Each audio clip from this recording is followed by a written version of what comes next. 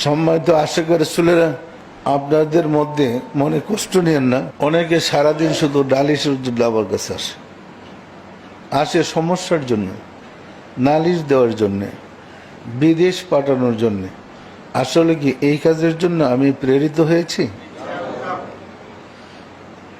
আমি আসছি আপনাদেরকে মোহাম্মদ ইসলামের শিক্ষায় শিক্ষিত করতে। মোহাম্মদ ইসলাম বলে এলমে শরিয়ত, এলমে তরিকত, এলমে হাকিকত, এলমে মারিফত, চারটে বিষয় নিয়েই মোহাম্মদ ইসলাম। আল্লাহ রসুল বলেন আশ-শরিয়তু আকওয়ালি ওয়াত তরিকতু আফআলি ওয়াল হাকিকতু আহওয়ালি ওয়াল মারিফতু আসরারি। শরীয়ত আমার কথা, তরিকত আমার কাজ, হাকিকত আমার অবস্থা, মারিফত আমার নিগুড় রহস্য। রাসূলকে সারা শরীয়ত, তরিকত, হাকিকত, মারিফত আছে কোনটা?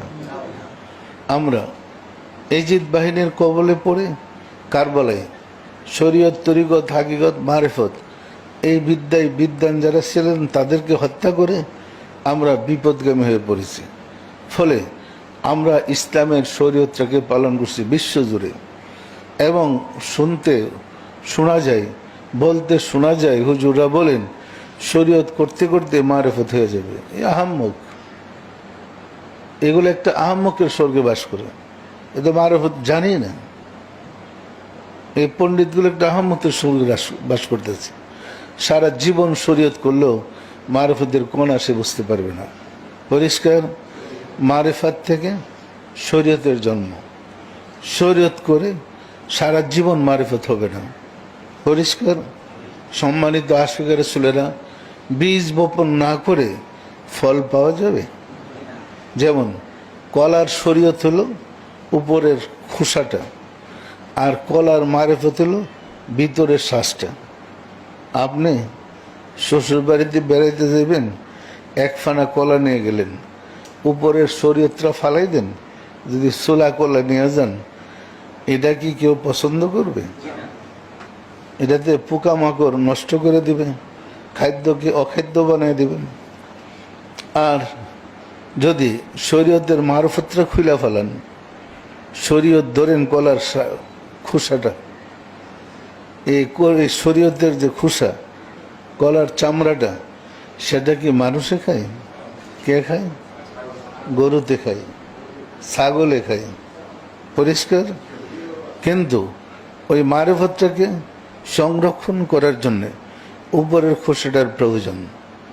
এই খোসাটা খাওয়ার জন্য নয়, ওইটাকে সংরক্ষণ করার জন্য। ভিন্ন উপমা দিলে এরকম বলতে পারি আমরা, গাড়ির ব্রেক। গাড়ির ব্রেক কি গাড়ির গতি বাড়ায় না থামায় দেয়? মারিফত গাড়ির গতি, যেহেতু প্রেমের রাজ্যের বিদ্যা, প্রেমের আকর্ষণে গাড়ির গতি অনেক বৃদ্ধি করে দেয়। ব্রেক না থাকলে অ্যাক্সিডেন্ট করার ভয় আছে। এই কারণে শরীয়তের ব্রেক দিয়ে এটাকে কন্ট্রোল করতে হয়। পরিষ্কার। শরীয়ত এবং মারিফত নিয়েই পূর্ণ শরীয়ত মোহাম্মদ ইসলাম। আপনার দেহটা হলো শরীয়ত, আপনার রুহটা হলো মারিফত। আপনার দেহ যখন মায়ের উদরে পূর্ণ দেহ লাভ করেছে, তখনই শিশুটার দেহ লাভ করেছে, তখনই আল্লাহর রুহ মুবারক আপনার ভিতরে ফুঁকে দেওয়া হয়েছে। তাহলে বোঝা যায় দেহ এক জগতের আর রুহ আরেক জগতের। দেখেন রুহুর কত দরদ আপনার জন্যে।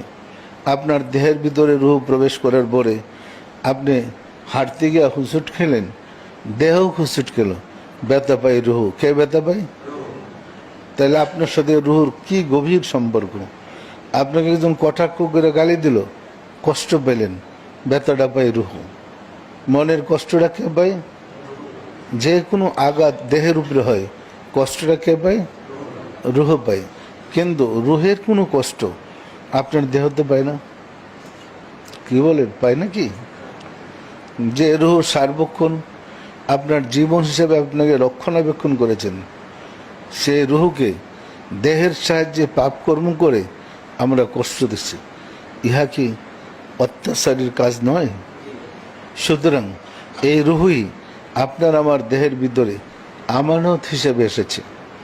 আবার এই রুহই যখন বের হয়ে চলে যাবে তখন আপনার দেহটা পরে থাকবে। দেহ দেহ দেহ যাচ্ছে না, দেহটা মাটির দেহটা সামনে পড়ে থাকবে। তখন মানুষ গোসল টুসল করে তাকে নিয়ে কবরে রেখে দিয়ে আসে। পরিষ্কার?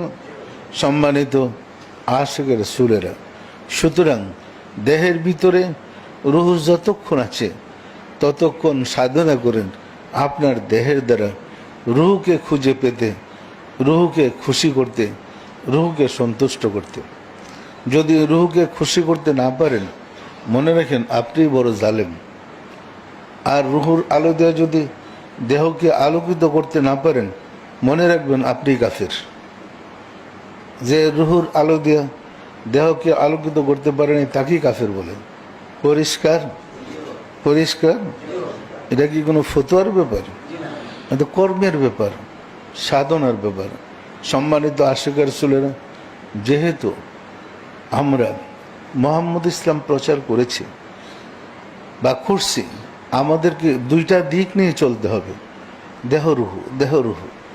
দেহ থেকে রুহু বিচ্ছিন্ন হয়ে গেলে দেহ হয় লাশ। এই লাশ কাউকে উপকার করতে পারে না, বরং কষ্টের কারণ হয়। পরিষ্কার? আর রুহু দেহ থেকে রুহু বিচ্ছিন্ন হয়ে গেলে শুধু রুহু থাকে, রুহু হয়ে যায় ভূত। উপমা সব বলা যায়, বোঝার জন্য বলছি। যেমন মনে করেন আপনার পিতা ইন্তেকাল করেছে, আপনারা ভাই বোন মা সহ রাত্রিভর ঘরে কান্নাকাটি করছেন, কান্নাকাটি করতেছেন। বাবা ছিল, আজ হারিয়ে গেছে, বাবাকে কবরে রেখে আসছি। আজকেই প্রথম রাত্র যে রাত্রে আমরা বাবাকে ছাড়া, বাবাকে কবর দিয়ে এসে বসবাস করতেছি। ওই কথা স্মৃতিচারণ করছে, কান্নাকাটি করতেছেন। ওই বাবার, আপনার বাবার কষ্ট লাগছে ছেলেদের কান্নাকাটি দেখে। তো বাবার রুহুটা ঘুরে আসছে, দেহটা তো কবরে, ওই রুহুটা আসছে আপনাদের অবস্থা দেখতে। কান্নাকাটি দেখে দরজায় নক করছে, দরজা খুলো, আমি আসছি। দরজা খুলবেন? দরজা খুলবেন কেন? মনে করবেন যেটা ভূত আসছে। তাহলে আপনার কাছে এই পরম সত্তা ভূত রূপে প্রকাশিত হইল। ভূতের বয়ে আর দরজা খুলছেন না, কারণ এখন তো দেহ সাথে নাই। সে আসলো কেমনে? আবার স্বপ্নে আসলে ঠিকই বিশ্বাস করেন। পরিষ্কার না পরিষ্কার নয়? সম্মানিত আশিকার ছেলেরা, সুতরাং তাসাউফ আমাকে আপনাকে গল্প নয়, সাধনা করে অর্জন করতে হবে। গল্প করে তাসাউফ শেখা যায় না। পরিষ্কার? সাধনা করে, মুরাকাবা করে তাসাউফ শিখতে হয়। তাসাউফ শিখে সাধনা করে আপনার কলবের কপাট যদি খুলতে পারেন, অবশ্যই আপনি রাব্বুল আলামিনকে লাভ করতে পারবেন।